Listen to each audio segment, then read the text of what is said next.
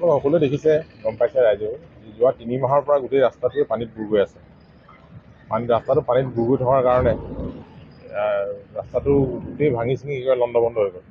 অন্যহাতে 2020 চন মানতে ৰাষ্ট্ৰীয় ঘাইপথৰ কাষৰ নলাটো নিৰ্মাণ কৰা হৈছিল। সেই নিৰ্মাণকাৰী যিটো সংস্থা আছিল, গণপতি কনষ্ট্ৰাকশ্যন, অসমৰ বাহিৰৰ পাৰ্টি, তেওঁলোকে যিধৰণে আচলতে কৰিব লাগিছিল, সেই সময়ত ডিপাৰ্টমেণ্টে যিধৰণে চোৱা চিতা কৰিব লাগিছিল, গোটেই সেইদিনা নহ'ল। কৃত্ৰিম বানপানীয়ে চাবুৱা চহৰখনক ঘূৰাই ৰাখিছে, মূল ৰাজপথটোৱে ঘূৰি আছে, ৰাইজ সুবিধা হ'বই।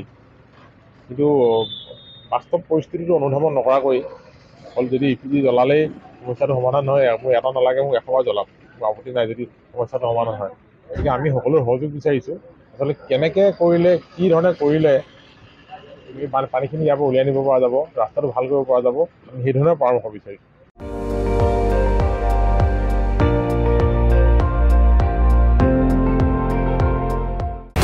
আপুনি চাই আছে ND24, সৰ্বশ্ৰেষ্ঠ নহয়, সৰ্বোত্তমৰ দৌৰত।